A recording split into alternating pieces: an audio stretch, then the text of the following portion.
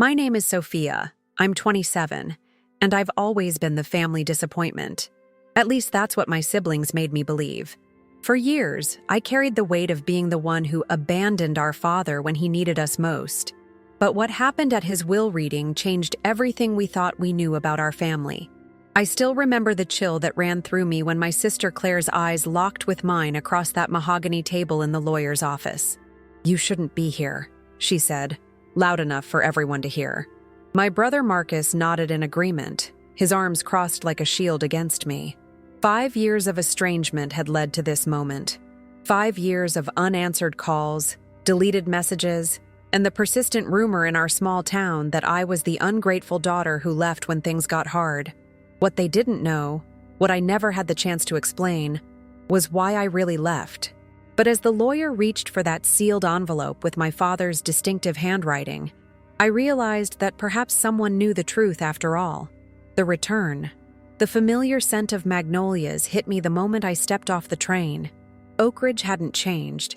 The same cobblestone main street, the same cafe where Dad used to take me for Sunday breakfast, the same judgmental stares from people who thought they knew our story. I hadn't planned to come back. When the call came about Dad's heart attack, I was in the middle of a presentation at work. My phone vibrated against the conference table, and something told me to answer it despite the raised eyebrows from my colleagues. It was Marcus, clinical and detached. "Dad's gone. Funeral's Saturday." He hung up before I could respond. The family home loomed at the end of Willow Street, its Victorian facade now weathered and unwelcoming. 5 years ago, this place had been my refuge, until that night. The night Dad and I had the fight that severed everything. I stood on the sidewalk, clutching my small suitcase, remembering how he'd looked at me with such disappointment when I told him I was moving to Chicago. "You're choosing yourself over family," he had said, "just like your mother." The funeral was a blur of black attire and whispered condolences.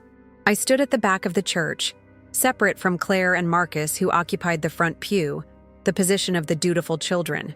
No one sat next to me. No one acknowledged that I might be grieving too. "Surprised you showed up," Claire hissed during the reception. 5 years of silence and now you're here for what? Your share?" Her perfectly manicured finger jabbed the air between us. "You broke his heart, Sophia. You don't get to pretend you cared." That night, in my sterile hotel room, I packed my suitcase again. The will reading was scheduled for 10 a.m., but I had already booked a ticket for the 9:15 train. There was nothing for me here. No closure, no reconciliation. Just bitter siblings and a father who died believing I abandoned him. Then the text arrived from Mr. Harrington, Dad's lawyer. "Your father insisted you be present tomorrow." It was his final request to me. "Please come, Sophia." I canceled my train ticket but slept fitfully, haunted by the memory of Dad's last words to me. "If you walk out that door, don't bother coming back." What could he possibly have to say to me now? The confrontation. Harrington and Associates occupied the second floor of the old bank building on Main Street. I arrived 10 minutes early, hoping to speak with Mr. Harrington privately, but Claire and Marcus were already there. Claire pacing in her designer heels, Marcus seated rigidly with his wife Beth whispering in his ear. When I stepped into the waiting room, the conversation died instantly. Claire's eyes narrowed as she assessed my simple black dress and minimal makeup. "You shouldn't be here," she said, loud enough for the receptionist to look up uncomfortably. "Dad wanted me here," I replied, my voice steadier than I felt. "Dad wasn't thinking clearly toward the end," Marcus interjected. "The medication. Please, come in." Mr. Harrington appeared in the doorway, his gray suit perfectly pressed, his expression unreadable behind wire-rimmed glasses. He was older than I remembered, the lines around his eyes deeper, but his handshake was firm and reassuring. The conference room felt suffocating, too small for the weight of our shared history. Claire strategically sat on Mr. Harrington's right, with Marcus and Beth completing their unified front across from me. I took the chair nearest the door, my escape route.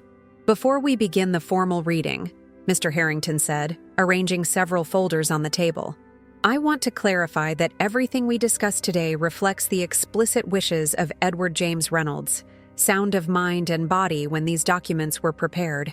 Claire scoffed. "When exactly was that?" Before or after Sophia abandoned him during his first heart scare? Mr. Harrington looked at her over his glasses. The will was updated 3 months ago, but there's something else. He reached into his briefcase and removed a sealed envelope, yellowed slightly at the edges. Edward left specific instructions that this letter be read aloud before the will itself, with all of you present. We've already waited 5 years for closure, Marcus said, checking his watch. Can we just get to the distribution and— Your father was very clear, Mr. Harrington interrupted, breaking the seal on the envelope. This comes first. Claire's face flushed as she glanced at Marcus. Something passed between them, a flicker of concern I couldn't quite interpret. Mr. Harrington cleared his throat and unfolded the letter, revealing Dad's distinctive handwriting. As he began to read, I noticed Claire's knuckles whitening around her leather portfolio, and for the first time since I'd returned, I saw something other than contempt in my sister's eyes. It was fear. The letter. To my children.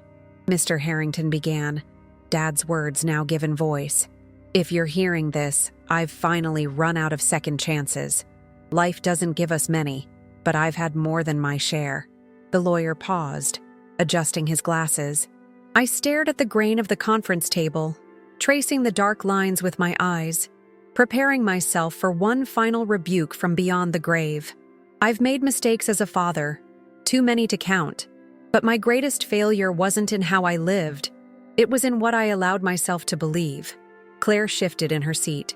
Beth placed a steadying hand on Marcus's arm. For years, I believed that Sophia abandoned this family when we needed her most.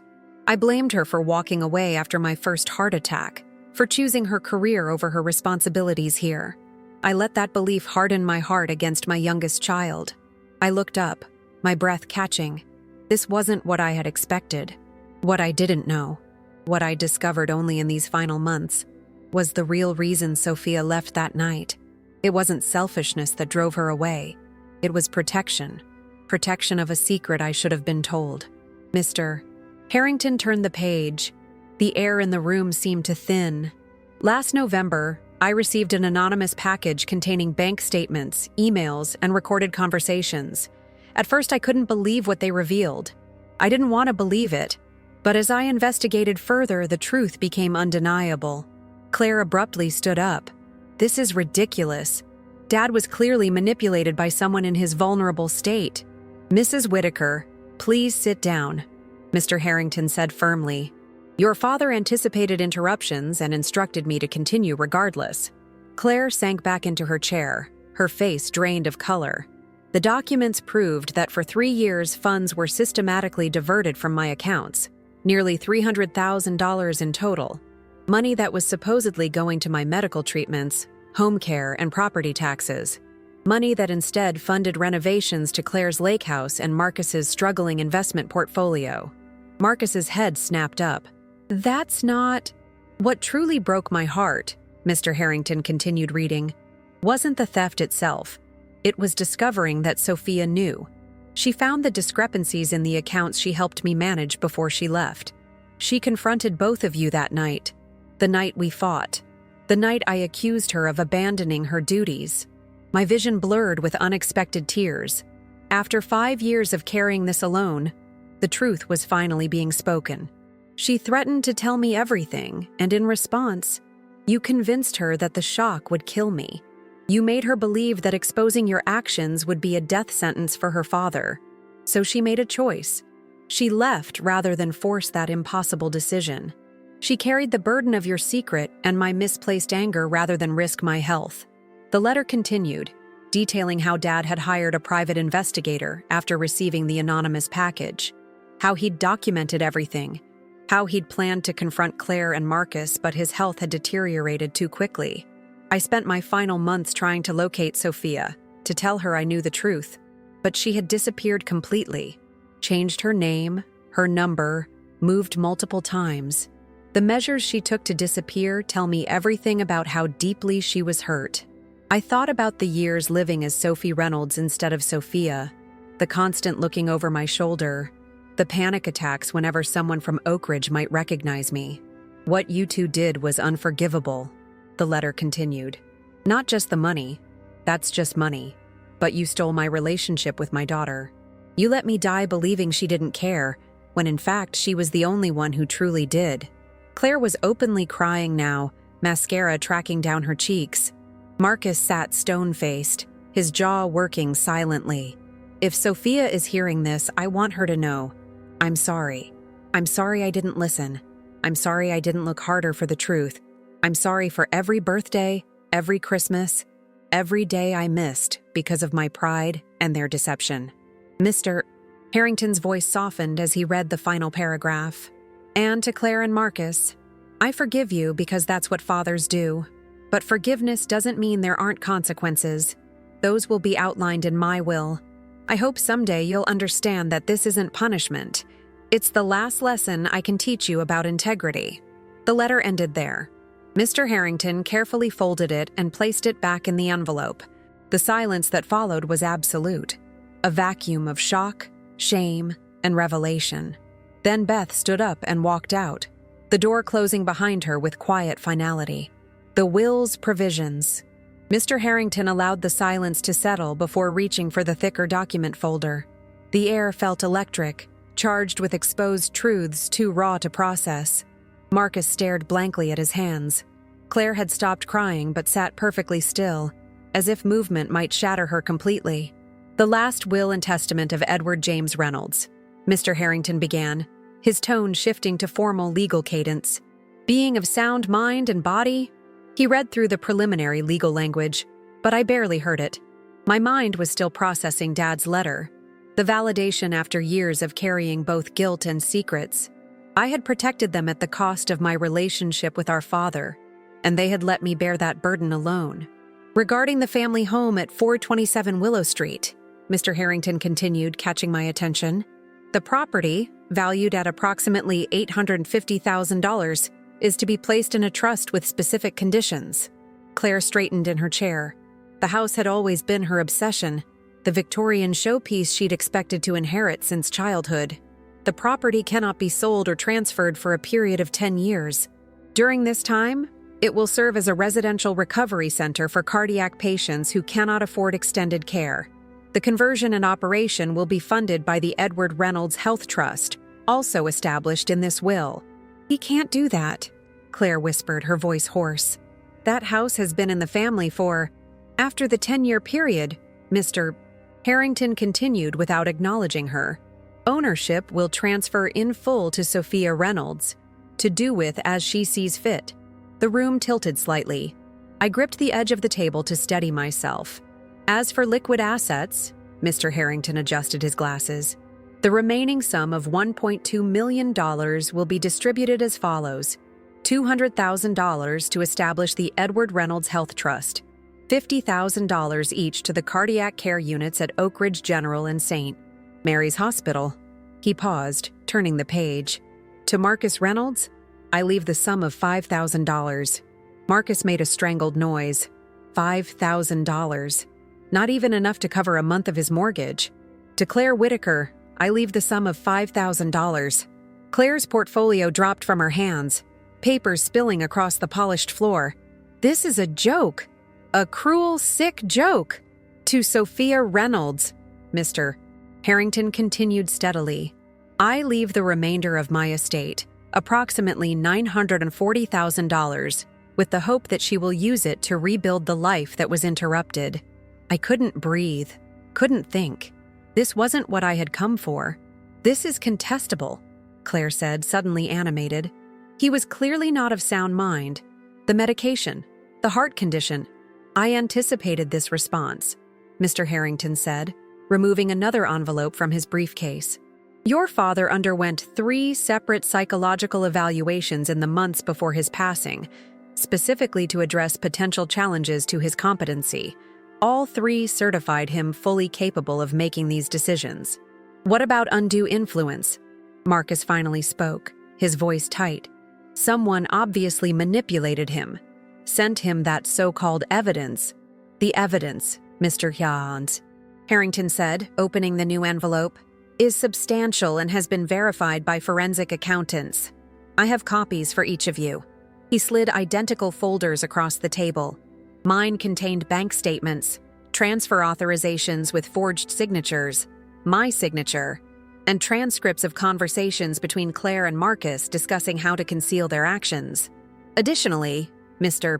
Harrington continued, your father recorded this video statement 6 weeks ago, explaining his decisions and the evidence that informed them. He placed a small tablet on the table, tapping the screen to life. Dad's face appeared, thinner than I remembered, his skin sallow, but his eyes clear and determined. I'm of sound mind and body, he began, his voice stronger on video than it had likely been in person. And I'm making these decisions not out of malice, but out of justice. For Sophia and for myself. Claire stood abruptly, sending her chair crashing backward. I don't have to listen to this. I'll have my attorney contact you by the end of the day. Mrs. Whitaker, Mr. Harrington said quietly, you should know that your father also prepared a separate packet of evidence for the district attorney's office, documenting the financial fraud committed against him. It will be delivered only if this will is contested. She froze, one hand on the doorknob. Elder financial abuse is a felony in this state, he added, with minimum sentencing requirements. The color drained from Claire's face as the implication sank in. Contest the will. Face criminal charges. Dad had thought of everything. This meeting is now concluded, Mr. Harrington said, gathering his papers. I'll need signatures acknowledging receipt of these documents, but the actual transfers will take several weeks to process. As I signed where indicated, my hand shaking slightly, I noticed something tucked into the back of my folder. A small key with a handwritten note. Storage unit number 17, central storage. Some things you should have. Marcus and Claire left without looking at me, their footsteps echoing down the hallway like a retreating storm. I remained seated, overwhelmed by the magnitude of what had just happened. He looked for you, you know, Mr. Harrington said quietly when we were alone. Hired investigators, made calls himself when he had the strength. I didn't know, I whispered. I thought he never wanted to see me again. There's more, he said, handing me an unmarked envelope. He asked me to give you this privately. And Sophia, for what it's worth, he died proud of you. For standing up to them, even when it cost you everything. The hidden truth. Central storage sat on the outskirts of town, a sprawling complex of identical metal units baking in the afternoon sun. The key felt heavy in my hand as I approached unit number 17, unsure what I would find inside. The padlock clicked open easily despite apparent years of disuse. I heaved the door upward, wincing at the metallic screech that broke the silence. Dust particles danced in the shaft of sunlight that illuminated the unit's contents. It wasn't filled with furniture or boxes as I'd expected. Instead, the small space contained just 3 items: a leather armchair I recognized from Dad's study, a filing cabinet, and a vintage record player on a small table.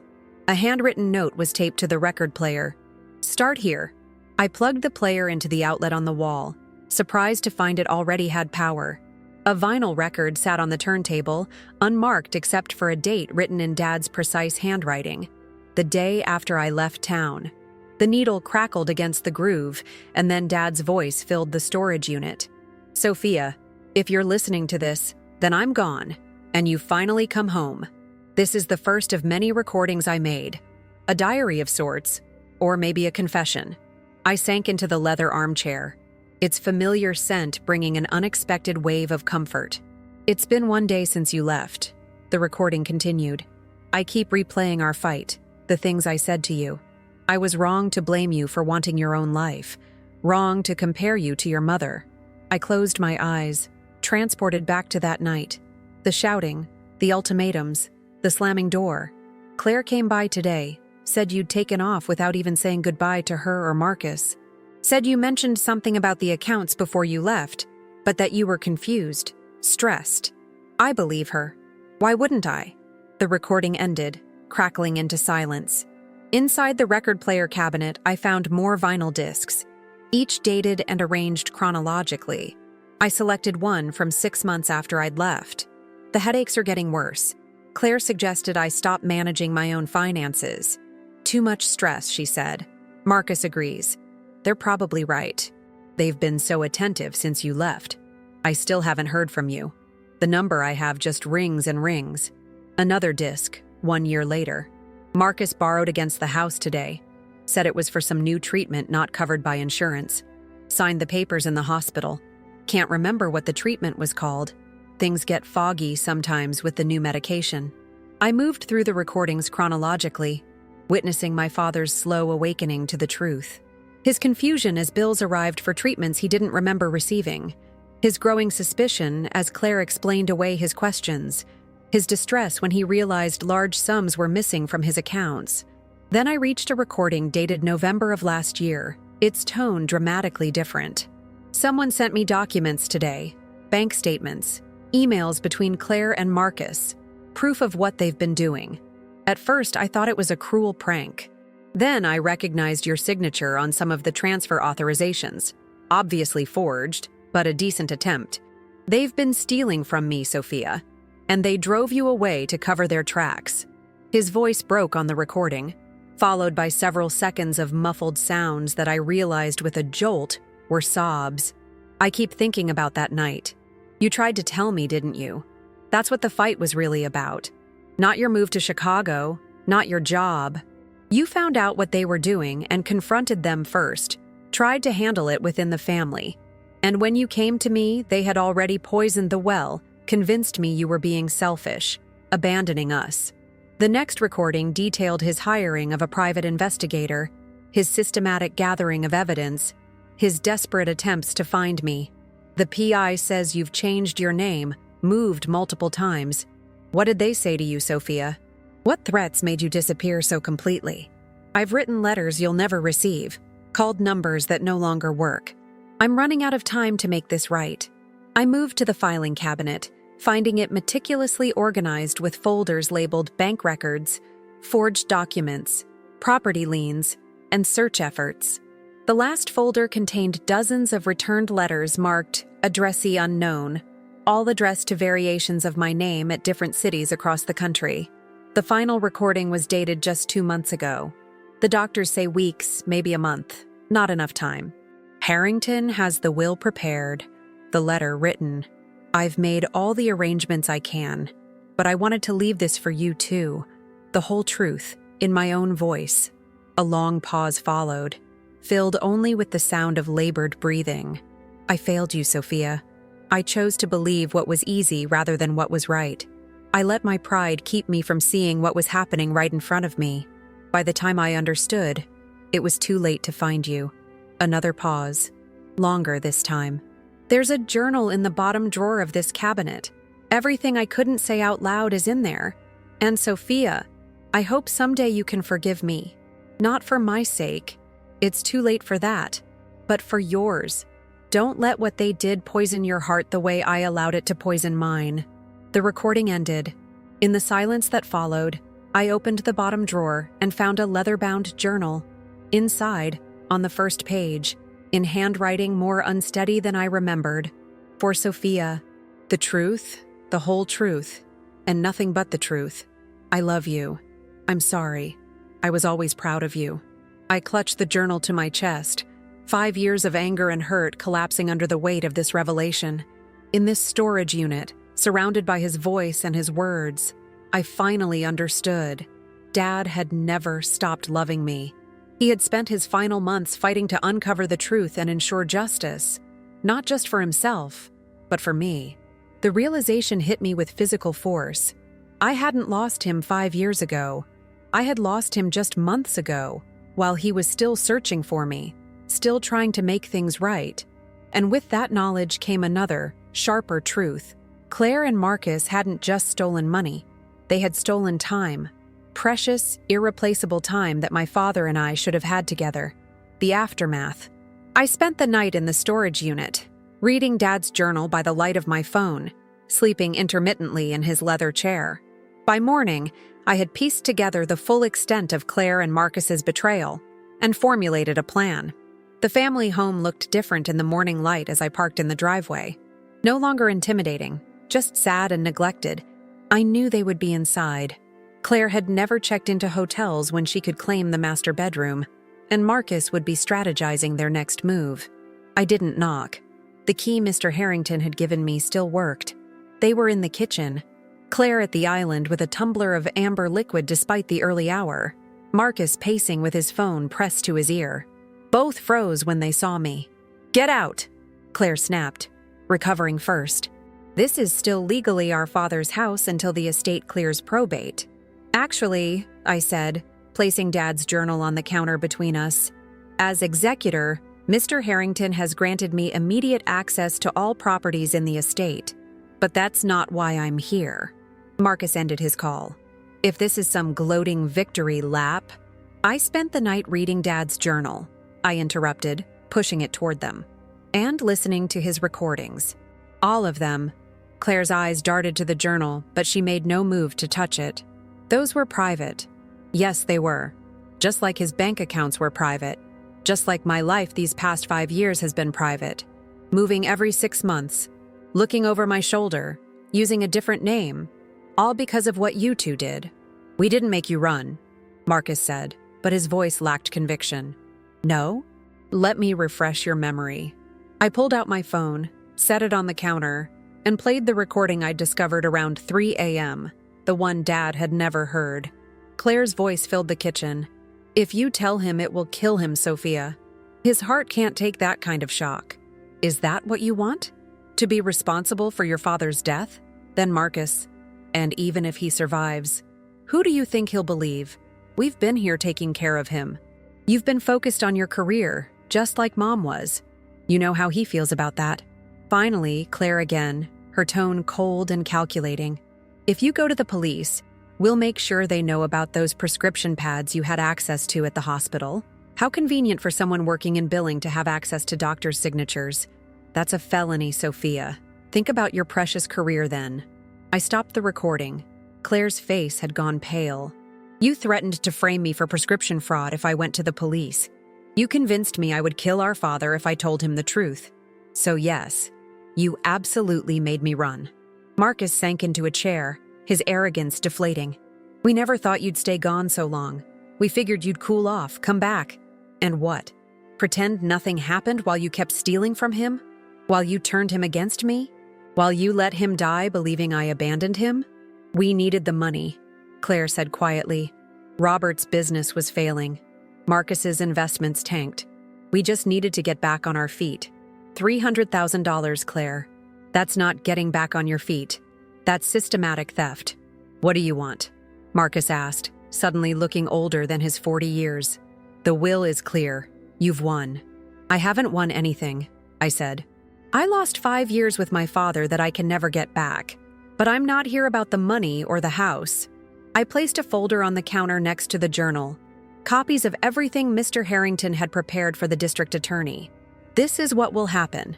First, you will both sign legally binding confessions to what you did, prepared by my attorney. Second, you will repay every cent you stole.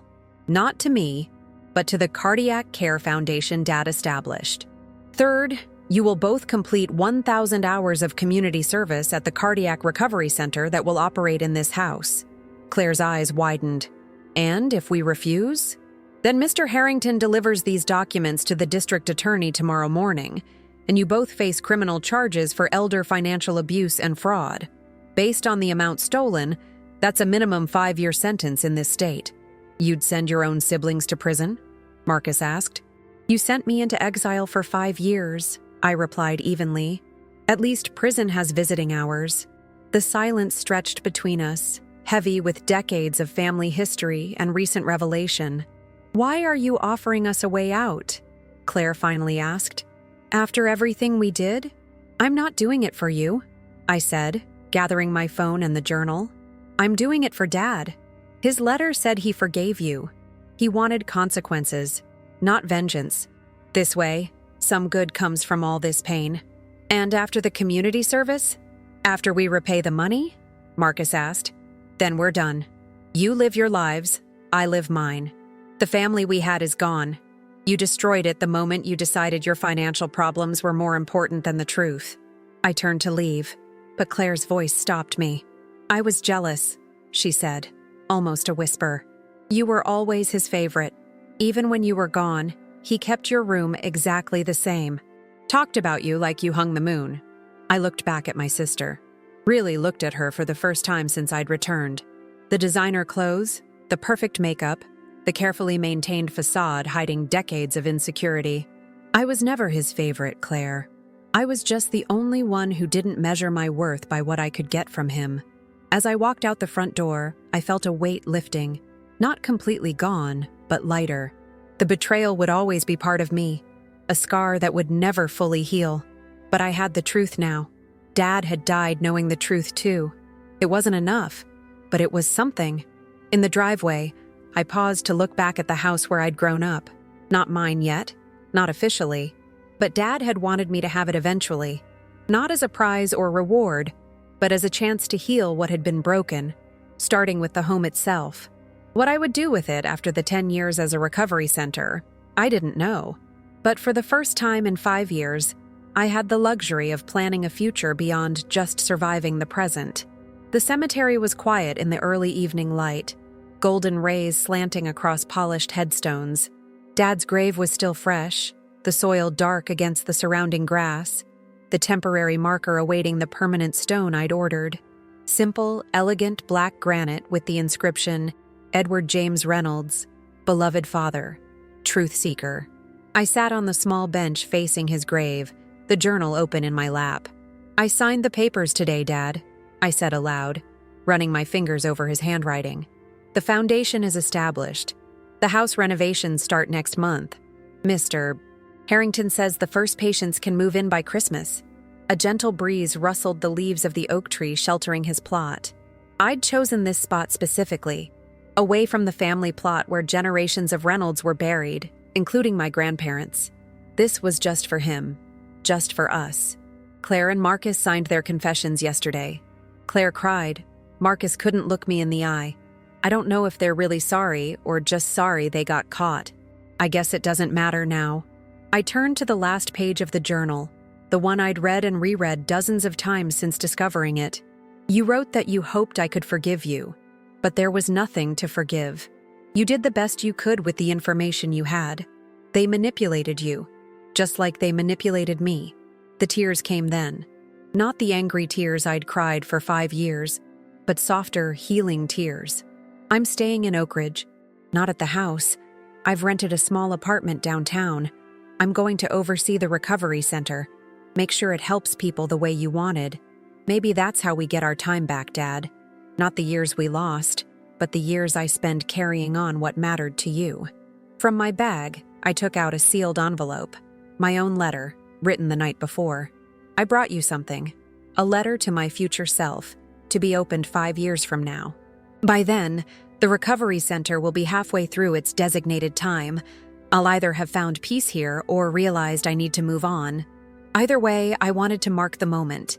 I placed the letter at the base of the temporary marker, securing it with a smooth river stone I'd collected from the stream, where Dad had taught me to skip rocks as a child. The letter reminds me that healing isn't linear, that some days I'll still be angry, at Claire and Marcus, at myself for not fighting harder, at the unfairness of it all. But it also reminds me that you found the truth in the end, that in your final months, you fought for justice, not just for yourself, but for me. The setting sun bathed the cemetery in amber light, creating long shadows across the grounds. You know, when I walked into that lawyer's office, I thought I was there for closure, one final rejection to confirm what I'd believed for 5 years.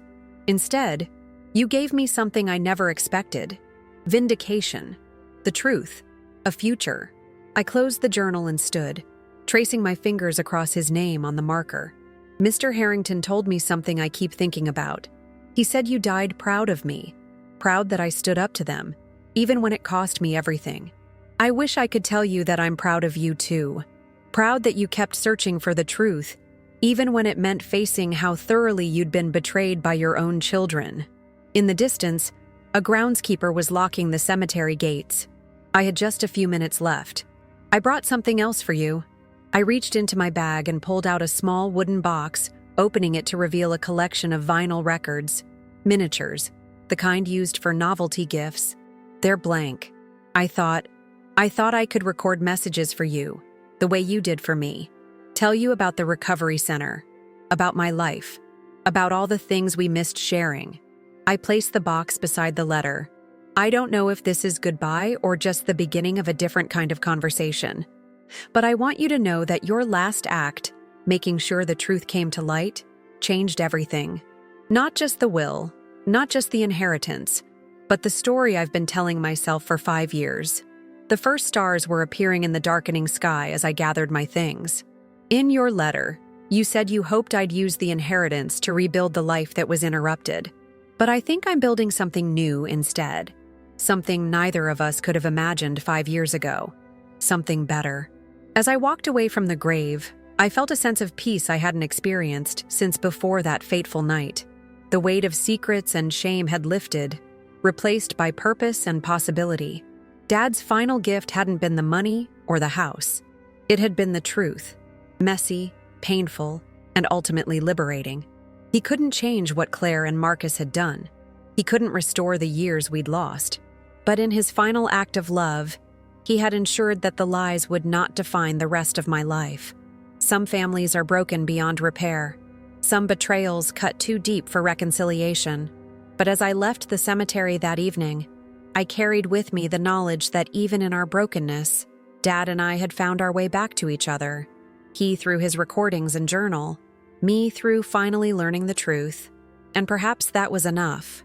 Not the happy ending I might have once wished for, but a hard-won peace that felt, at last, like coming home. Type 1 to write the next topic or type the changes you want.